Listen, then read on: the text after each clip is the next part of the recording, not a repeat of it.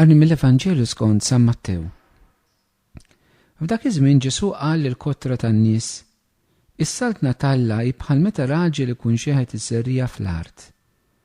Rieqet jew imqajjem bil-lejl u binar, iż-żerrija tinbet u tikber, bla ma jaf kif.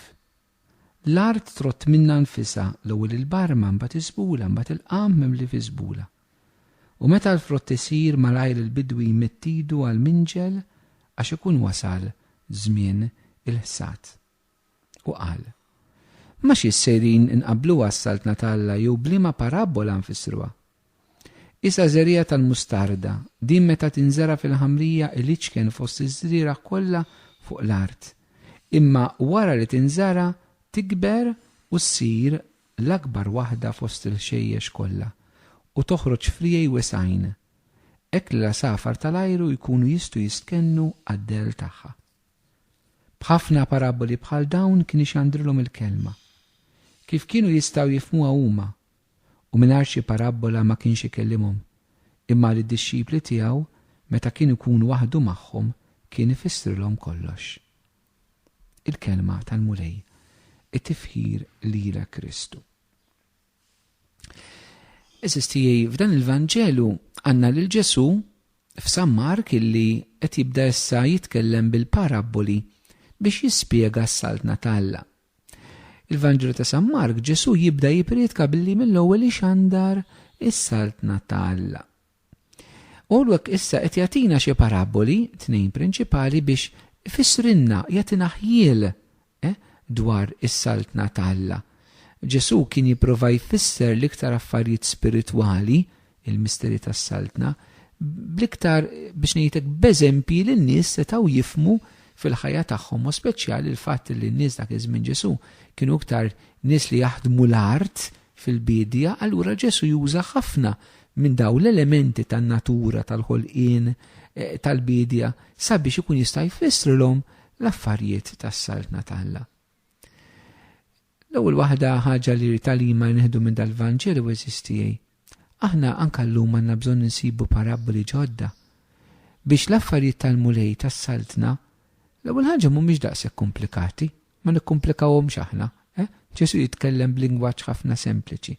Aħna wkoll illum fi żminijietna rridu nsibu lingwaġġ u minn komandu dan id-don użah kif aħna nistgħu nfissru l-affarijiet tal-mulej b'mod sempliċi li n-nies tal-lum jistgħu jifhmu mill-esperjenza tagħhom illum. It-tieni ħaġa li nieħdu eżistej minn dan l-Evanġelu huwa x'jallem Ġesu eżattament f'dawn il-paraboli. L-ewwel waħda Ġesu jgħid li s-saltna talla hija bħal meta raġel jiżra din iż-żerrija, imbagħad din iż-żerrija mingħajr ma r-raġel jagħmel xejn bil-lejl u binar iż-żerrija minnha nfisha tikber u tagħti l-frott tagħha. Issa Ġesu eżistijej f'parabola oħra jgħidilna li s-saltna talla tiġbaħ bħal bidwi li ħareġ jiżra żerrija u jgħidilna li dik iż-żerrija hija l-kelma ta' Alla. Allura hawnhekk illum qegħdin naraw eżistijej is-saltna talla kif tibda ġewwa fina. Is-saltna talla l-ewwel ħaġa rridu nifhmu li hija mhux saltna fis-sens ta' post fejn fien is-saltna tal-Ingilterra, is-saltna ta' ma nafx fejn.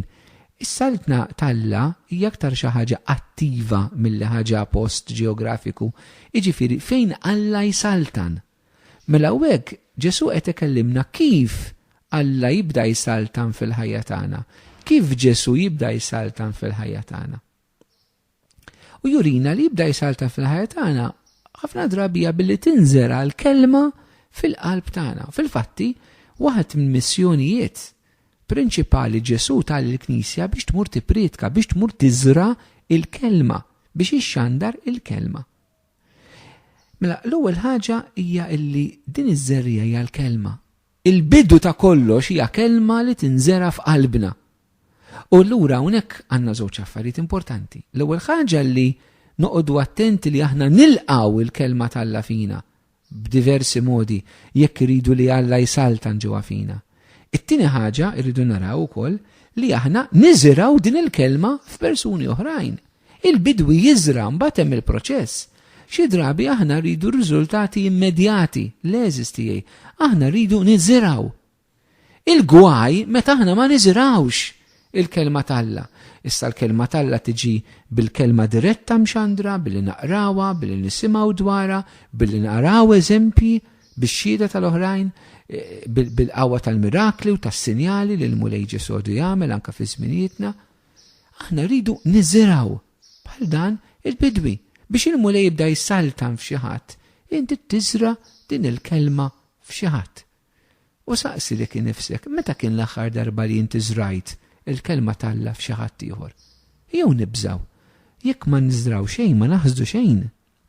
Il-Malti dak li tiżra taħsad, jekk maħniex niżiraw f'uliedna fil-ġenerazzjonijiet li ġejjin il-kelma talla, maħnista nieħżdu il-frott tal-kelma talla, għada pitada, is-saltna talla allura fil-qalb tagħhom u fis-soċjetà tagħna. Mela l-ewwel ħaġa il-fatt li niżiraw. It-tieni ħaġa li naraw minna din il-parabola il-fatt li din iż-żerrija għandha l-qawwa fiha nfisha. Hija il-bidwi ma jagħmel xejn, joħroġ ħafna ċard il-parabola, ma jagħmel xejn huwa biex din iż-żerrija ikollha l-qawwa ħalli tikber, ċertament il-bidwi jista' jikkultiva l-għalqa, eċetera, ma il-potenzjal huwa fiż-żerrija stess li jkollok għalqa perfetta maħduma, eċetera. Imma m'għandekx iż-żerrija xejn ma ħajitla. Allura din asserħilna rasna sisti li l-qawwa meta aħna qed niżiraw il-kelma, il-qawwa qiegħda fil-kelma ta' Ġesu stess. Issa ma noqgħodux intellaw inniżlu nippruvaw nikkonvinċu n-nies. Aħna xogħolna niżiraw. Dik il-kelma mbagħad ħalli f'idejn l-Ispirtu Santu. Il-kelma tal-lejja ħajja u qawwija mhix kelma normali. Il-kelma tal-lejja ispirata mill-Ispirtu Santu, fiha hemm il-qawwa tal-Ispirtu Santu nnifsu. Eżisti. Issa l-qawwa tal-Ispirtu Santu qiegħda fil-kelma u meta niżrawha issa ħanuża kelma goffa, bomba li tisplodi, li toħroġ l-enerġija kollha. Min ġewwa fiha. Mill-kelma toħroġ l-enerġija, il-qawwa tal-Ispirtu Santu. Aħna rridu mhux noqogħdu neħlu fuq nfusna u ngħid imma kif ħajoħodwa jekk nagħtihom dik il-kelma tal-mulej. Inti żraħha. Toqgħodx tgħid għax m'iniex kapaċi, inti ejda kif inhi, imbagħad dik il-kelma għandha l-qawwa fiha nfisha. Li lejl u nar taħdem u tikberija. Ejjew anke aħna sisti fil-ħajja tagħna. Nemnu dil-grazzja tal-qawwa tal-kelma talla illi tista' anka imtħalli il-frott fina pass pass. It-tielet ħaġa li toħroġ mhux biss li qiegħda l-qawwa qiegħda fiha nfisha, mela l-ewwel bżonn li niżiraw, it-tieni li l-qawwa qiegħda fiż-żerriqa fil-kelma, it-tielet illi jgħidilna li tagħti proċess. Iż-żerriqa tinbet, tikber, trott l-ewwel il-barma, imbagħad iżbula, imbagħad il-qam mimli biżbula. ċur hemm proċess eżistiji. Aħna rridu nitgħallmu kif nagħtu ċans dan il-proċess tal-grazzja talla kif taħdem fin-nies. Mhux kif niżraw il-kelma irridu immedjatament mill-ewwel naraw il-frott. Tan drabi ma narawx il-frott anke meta nevanġelizzaw, meta morru nxandru s-saltna talla, imma dik tħalli l-frott finu f'waqtu. Aħna rridu nitgħallmu jkollna l-paċenzja li anke man-nies jagħmlu l-mixja tagħhom pass pass. Ma nistgħux inqabżu n-nies it-taraċ. Anke minna nfusna ma nistgħux nippretendu li aħna ħanaqbżu it-taraċ. Xi kuntant aħna bħat-tfal jew bħaż-żgħażagħ. Għasina kont ma m'intix kapaċi titla' taraċ waħda, meta tikber tibda tagħmel hekk, imma titilgħu tnejn. Niftakar aħna konna naqbżu dan għandna ġieli u żammu mal-poġġaman u ġenituri tagħna jinkwitaw. Imma aħna fil-ħajja spiritwali xi kuntant nippruvaw nagħmlu dawn hekk ukoll dawn il-qabżiet li ma nistgħux nagħmluhom la ma nfusna u laqqas mal-oħrajn. Irridu il-paċenzja li nistennew li nagħmlu dawn il-qabżiet mixja.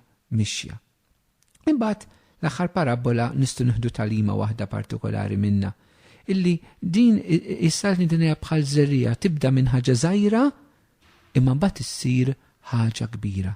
L-ewwel ħaġa din huwa Ġesu nnifsu din iż-żerrija, illi hu umanament kien wieħed waħdu żerrija żgħira, immissa żerrija s-siġra li saret hija l-Knisja.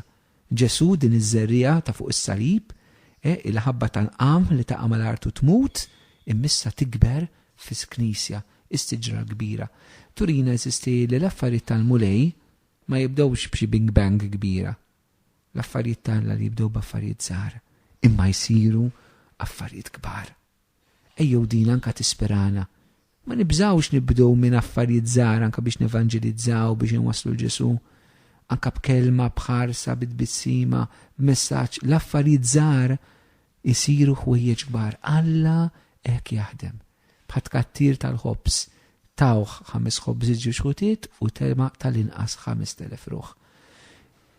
Ma nħarsux lejn il-kbir, eżis tiegħi, imma inħarsu lejn affarijiet xkejkna li bihom is-saltna tibda. Xi kuntant meta rridu riżultati ta' malajr u nħarsu lejn il-kbir ma nagħmlu xejn naqtaw qalbna mill-ewwel. Jekk trid tħobb id-dinja kollha, ħobb l-ewwel persuna li hemm ħdejk. U s-saltna tal-imħabba tkompli tikber u ġġib l-oħrajn f'din il-komunità ta' mħabba. Jekk trid li d-dinja kollha ssir taf b'Ġesu, aqsam il-Ġesu mal-ewwel persuna li tiltaqa'. U bekk inti tkun qed tiżra bil-mod u din tikber. Namlu kuraġġ eżistiji li anka fejn aħna realtajiet żgħar fejn s-saltna Alla ma narawix qed taħkem qed tmexxi d-dinja kollha l-pajjiżna, le, imma nibdew b'realtajiet xkejknin għax dawn jikbru u jsiru realtajiet kbar skont ix-xewqa tal-mulej. U jekk nagħmlu dan, il-mulej jagħtina slim.